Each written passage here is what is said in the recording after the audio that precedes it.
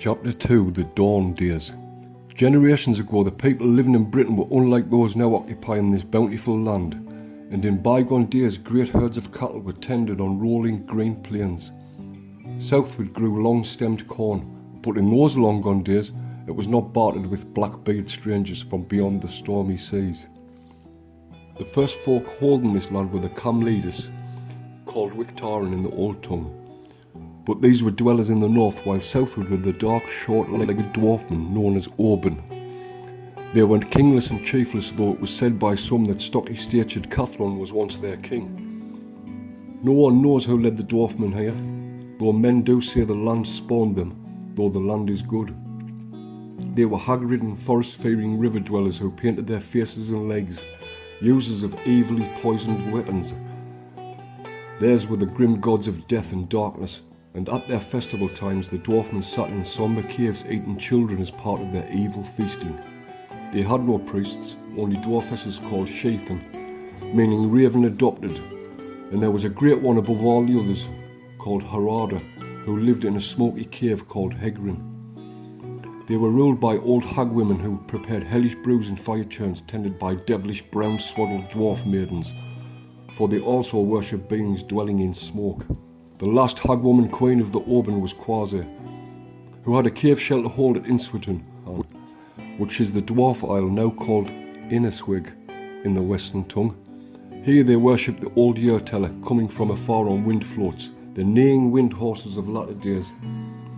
The most hallowed of their rites were those celebrated before the Mayflowering, when filthy things were done, for they had no shame. Here the children of the dusk gathered in the month of willows to worship Mamdor and her Baal brood, performing vile rites under the command of Blasis, their great man-god. The dwarfmen both north and south were skin-swaddled, though sometimes wearing nettled cloth clothes of black and brown, and like the cat, dove and dog, they mated openly without shame. They gathered toadstools, brockberries, ivy, weirweed and other unwholesome plants, using these with evil moon dew to make a maddening brew, which opened a strange door on hellish worlds. They were ruled by cowlet swoods and drag witches, and were unable to number beyond a score. There are dwarf men still living among us in the forest depths, and in caverns under the earth, though none here has seen one. They quickly take to flight, and though fearing it, will take refuge within the forest. Sometimes a bold one will stay and will greet the wayfarer with, "Hail man, I saw you from afar but stayed," to which the reply must be made, "Before seeing you I was as one dead, but now life comes again." Then, providing a gift is also given, the wayfarer remains unmolested. In the generations of the dwarfmen, broad Britain was a many-marshed land, where dismal ferns and tangled forest hindered passage from place to place. The Kolbrin were not numerous and their children few, but they were hardy and long-lived. Their caves were painted even in the darkest depths where daylight never fell, for the eyes of the Kolbrin were like those of cats. They were not skillful hunters but set many traps, and in lots of ways were like children. They were playful when not engaged in dark doings, but their menfolk were not manly, nor their women womanly. They were cunning and devious, not to be trusted. To the south were the swarthy swarm of the Frolga, though these were not true dwarfmen but the outcome of intermingled blood. They were worshippers of Nana, the mighty mother, and were ruled by many fair women who sat in night councils when the summer shiners slept. Into the land held by the short dark Kolbrin came tall wiry Tothsolers, who were sunfolk. They came through Iran and the country of the Nudlanders, who were Galtraps. And it was in those days men began to breed swine, the first beast bred to be eaten, for only the dwarfmen ate cats and dogs. The land was then called Muradin, meaning place of rest. Then into the easterly lowlands came sea-born Baradon with his ploughmen, and that part lying between Hilderith and Pretancleli they made their own and called it Holborn. Baradon was the son of Indrud, who married Hurash. Indrud was son of Jova, who married Elsis, and Jova was son of he who became the first father of households. Wise, hoary-headed men have treasured these tales belonging to our first great race, the wise and noble having its birthplace in great forest-girt mountains bespangled with green, sky-pointing pine fingers.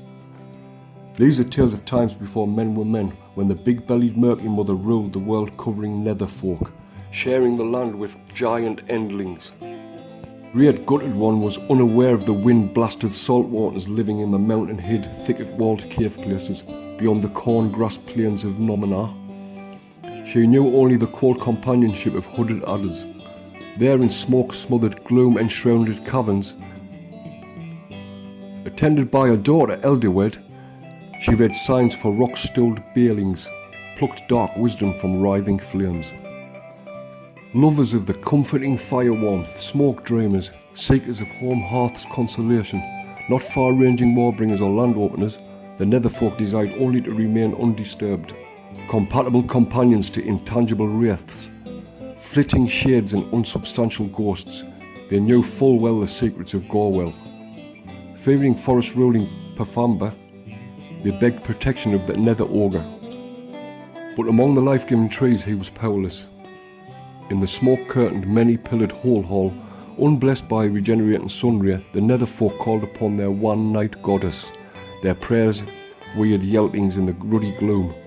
Their music was the rushing gurgle and splash of falling waters, their song a howling whine. These were of the race spawned long ages ago in dark mired moss swamps, fern-eating foemen of the poisoned dart. Not for them the swiftly killed sacrifice, their delight was in painful maiming, in the broken humiliation of their betters. Woeful indeed was the yearly fate of the hag mother's spouse on the long dark night preceding the bridal day. During the feast of flame, they were wolf-talking howlers of the night, owl-screeching denizens of dim caverns, speech beguilers of wild creatures in closed places, cowled and cloaked in dull clothing. They were undistinguishable in their habitat, save for the foul nostril stinging smell of bodies ointmented with pig-fat, soot, blood and clay. All the night at the dark of the moon, they pranced around stone-hedged, deep-dug, glowing fire pits, their kirtles upheld by the never-subsiding limb beneath. Bemudded, grease-grimed and grey were the heads of the hag women seated around the ash fires, muttering darkly over the rowan omen sticks, casting spells for the hell-spewed horde. They sucked fat-dripping portions from the stone-heated pots.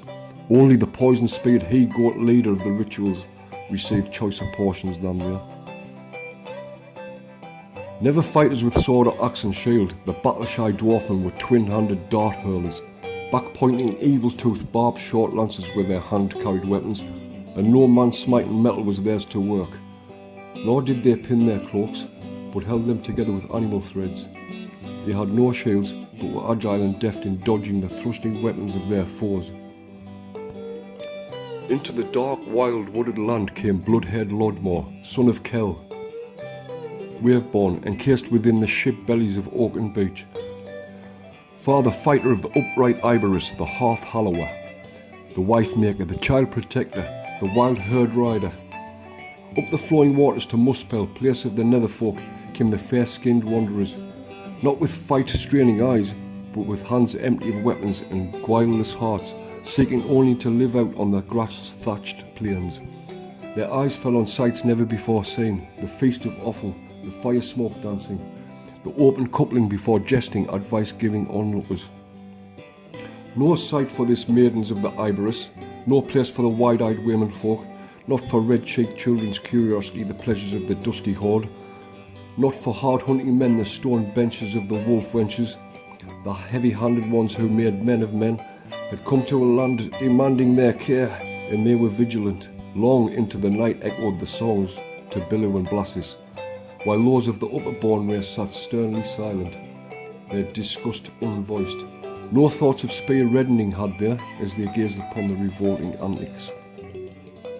Beyond the undistinguishable wall, where ruddy firelight gently kissed the face of darkness, skulkers of the netherfolk stole the first swaddler sleeper, man-child of the lusty-lunged war-singer. Swiftly he was borne away in the arms of the son of the day-banisher. Righteous rage broke out in the ranks of the upright ones. No longer were the war weapons unwetted, ruddy indeed the dawn over Muspel. But in the bushes and trees about the place lurked most of the swarthy swarm, escaped to howl vile threats and defiance at the grouped warriors and their protected womenfolk. With the opening of the dawn's eye, the brawny warriors were spread wide, driving the wily foe from his cover. Eager the faces, fierce close held the comforting shields, but the foemen were as hard to grapple with as the morning mists. The call to close came many times, the red horn resounding through the thicketed woods, but the dwarfmen were never in front, always behind. Then, as the Sky Chief descended towards its resting place, the warriors came to a clearing before a caverned cliffed face, and there the evil brood were cornered. Grim-faced the tall ones entered the battle clamour, but axe and sword bit only unsatisfying air. There was a scattering of the small ones, followed by hunting through darkling glades. Ever the swift, silent poison darts flew, and the bitter barbs bit deep, fastening viciously onto heroic flesh. Evil indeed for heroes to thus die.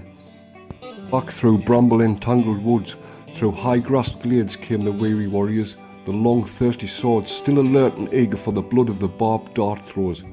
That night they camped where they had left their guarded womenfolk, and with the dawnlight the sentries discovered a dwarfman. It was Camward the Winkled, and he brought back the man-child in the heart of his abductor. "Tatish, peace!" cried Camward the Winkled, before the long sharp-pronged spear of the thunder wolf.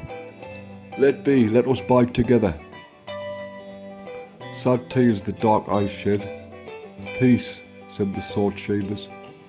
"Defile not the anchor-tail, peace be." The hard gripping hands, familiar with spear, axe and sword, were extended in friendship, and the vengeance smiting and the blood flow ceased. Then to the stockade came the small ones, emissaries for peacemaking. Magas and Shine, dwarfmen of Himi, Mooney, Meany and Shindy, with Lum their leader, brown-clad, hooded, kirtled, belted and entasseled, russet-skinned and ruddy-faced. Then came wise Killen to the peacemaking, tall, towering, sinewy and stern, he of the generous hand. Thus was the way opened for the fair folk to enter the land. Lodmore led his people through the forested land to the white, dusty, hawthorned plains, and they settled there in peace. There they raised noble sons, white-browed, blue-eyed, slim-womaned and dutifully wifed. Russet battle-axes were laid aside, the whetstone no longer caressed the sword. Brawny arms drove in the firmly held alder piles, raising the ash-held rafters, spreading above them in the thick lead fern and corded grass. Laughingly the children played, the merry maids singing, the building blows of men echoing in the clearings. In from the moors to carry timber and stone came the sons of the night crow, blue-skinned people, dark-cloaked, mossy-haired men akin to the Oban, worshippers of the ever-broody mother. The son of Lodmore was battle-blooded Killen the North Rider, whose mother was Elvira, maid of the morning. And while Killen was yet young, dwarfmen came to the high stockade, emissaries seeking allies. Killen sat with his father listening to the words of the dwarfmen. It was agreed the dwarf folk should live under the shield of Lodmore, and they would labour in return. Then Killen gave them sticks for hoeing and digging, long stones for planting. Leeks, beans, flax, barley and wheat were unstingingly given, along with woven haircloth. In wooded glades cleared by tree-encircling fires, the sowing commenced. The bowers were built, the swine enclosed. Not all the wide-ranging warriors thought as did Lodmore, for some said, "Let us make masters of this dark brood of dwarfmen. Let us sever the haglings from their ever-broody hag-mother, the smoky hell-hag of dark caverns. Let us pen them as cattle." Enslaved was not the nature of the upstanding ones. Blood had been ransomed with blood, and no score remained unsettled. No woman of the dwarf folk was beridden. When the time of May feasting was at hand, Lud came, the dwarf chief, son of Froketh, with him his daughter, the night-haired Rada.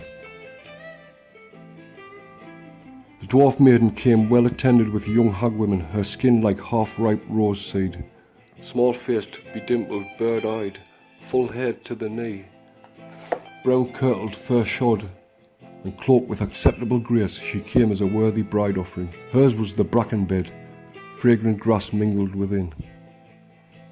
For 3 days Killen, the battle-blooded North Rider, the weary wanderer, the forest fighter, remained silent, his thoughts remaining within himself. But then he welcomed the troth plighter. He welcomed the dark maid, the non-beridden one of the dwarfmen, for she was not unworthy of a true man. Spake dark Lude, "This woman, the safeguarded daughter of a chief, has never been any man's plaything. Not for her the bed of sand, the dance-ending gift. This is a true lady of the Elfingers. Of the women in the land none is above her. None exceeds her in beauty or virtue, if these you value. As man speaks with man, chief with chief, match gift with gift, let this land be ours. Give me a tall, corn-haired maiden, full-bosomed, fair-skinned, sun-faced, to enliven gloomy lives," spake one-tongued Killen. "Not for me the words of hidden meaning. No maid of light shall be given to a man of darkness, though dwarf maidens are not denied to men of mine. If night mingle with the day, the light is lessened, so the day spurns the night. The night is not guardian of the light, so what cares it? Does darkness put out the firelight, or fire dispel darkness? Can they mix? No milk-skinned maid shall go at my behest. This I declare, for even I cannot forbid the troth pledge of one who loves. If there be a milk-skinned maid who would freely choose to go, then let it be. She may abide as a bride of yours, but surely it is known no milk-skinned maid would sever herself from our race, for return with the dark brood is forbidden. No dark brood do we accept, our men with your maids go. But what come of it is not one of us, no acceptable issue of ours. We father no dark brood, nor twilight offspring. What do we choose to father our herds, the best or the worst among bulls? Are not men many times greater than cattle? No milk-skinned maid came freely forth, the dark dwarfman chief was left unwed. In stockaded homes the tall upright ones slept secure. No maid crept forth to mingle with the murky ones of the night. Yet when the full-sailed night scanner shone above, with winged prancing, the nethermen danced in the down-shining light. Round and round rapidly moved the dancing feet, the earthen mound quaked, the singing rose on the night breeze, flute music mingled with the tree sounds. Faster flew the nimble feet beating down upon the tight-packed earth. Wilder whirled the dancers to their coupling climax. The earth watchers drew a curtain of cloud over the eyes of the night shiner. No corn-haired head rose from its resting place. Many the moon-bathed dancers, oft the while prancing, but less and less the dark brood's numbers. Further back into the forest and cave went the dusky-skinned ones. Oft in the night darkness, fair maids were snatched by brown-cowled dwarfmen, to breed twilight broodlings in secret places. Woeful were the enforced couplings, and woeful the issue. Not for milk-skinned maids, the free sinful coupling of the foredoomed dawn race. In 5 generations, the nethermen were gone. Only in the dark depths of cave and forest could they be found. No longer were the milk-skinned maidens molested at night. The night offerings were put out. The dwarfmen came and supped. Honey, bread, milk, and sow flesh were taken in gratitude. The race of nethermen passed into the shadows of time. Only twilight offspring roaming the land, tawny-faced, blue-legged, weirdly painted, brown-cowled, rope-belted builders with stone. No longer dwellers in dismal caves, or hunters in dark-mired swamps. The Alfing built slime-covered bough houses and raised high, upward-pointing stones. Still soot besmeared, pig-fat ointmented like the dark side of their forebears, they were also feathered and quill-ornamented. Being twilight-fathered, they faced no man courageously, coming to the attack like ground-slithering snakes, striking venomously from secret places, still forest skulkers. None could recite his lineage, for no man knew his father. These were mother-lap-reared half-folk, speaking with the tongues of their fathers, their words like crackling, spluttering green twigs burning in the fire. Brown and green-clothed, bebangled, stone-hauling iddenings toiling for their black-bearded masters for unknown ends.